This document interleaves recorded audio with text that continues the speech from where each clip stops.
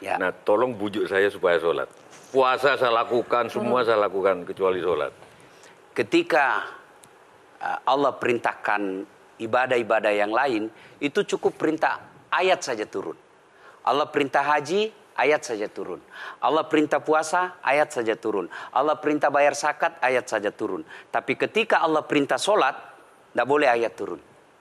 Nabi dijemput oleh 2 malaikat, kemudian diajak naik, ketemu dengan Allah untuk menerima perintah ini. Kenapa? Karena perintah ini sangat penting. Mas, saya boleh dagang, bayar zakat sambil nyanyi. Saya boleh haji sambil nyanyi. Tawaf, labbaik Allahumma labbaik, labbaik la syarika laka labbaik. Boleh. Ya, saya bayar zakat boleh sambil nyanyi. Begadang jangan begadang. Kenapa? Sholat tak boleh. Allahu Akbar. Darah muda, darahnya pada batal sholat saya. Kenapa? Inilah puncak penghambaan kepada Allah. Jadi puncak penghambaan kalau saya meraku hamba, sholat. Yang paling mulia dalam tubuh kita, kepala. Adik-adik bercanda dipukul pantatmu masih senyum. Dorong dadamu masih senyum. Tapi jangan bercanda pukul kepalamu. Tak, kau pukul kepala saya pasti saya marah. Kenapa? Harga diri di sini. Tapi ketika kita sholat, anggota tubuh yang paling mulia, kepala, rendahkan seperti kakimu.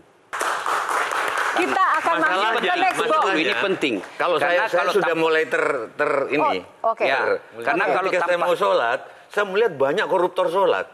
Ya. Saya melihat banyak orang sholat yang kalau saya ajak ngomong main HP, nggak punya adab. Yang paling enak memang sholat tidak korupsi. Yang paling nyaman memang, paling ideal sholat jujur. Tapi wala talbisul haqqa bil batil, kata Allah. Allah tidak mencampurkan antara hak dan batil.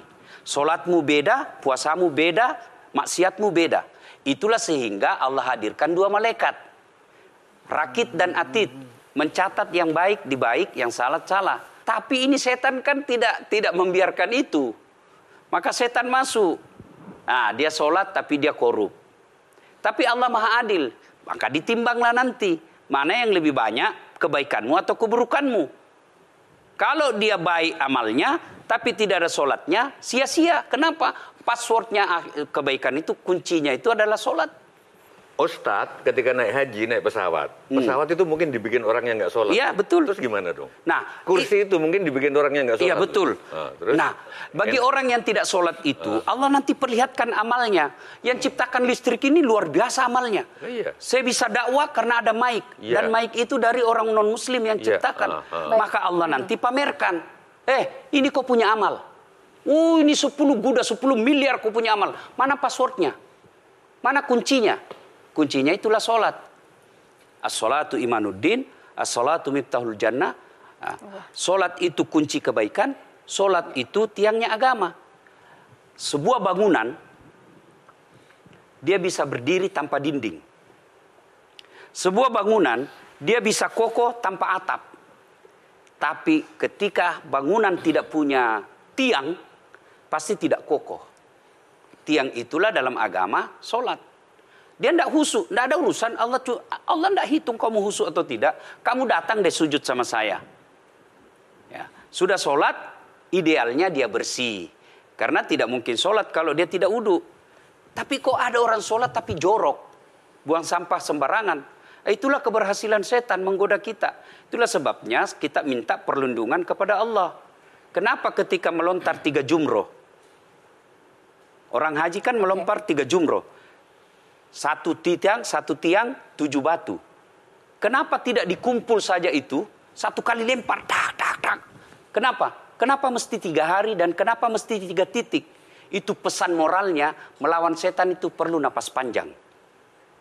Dengar azan, jangan pikir setan, dia tebar itu. Tidak usah kau sholat, nanti kau tua. Anggaplah pergi sholat, setan menyerah, tidak.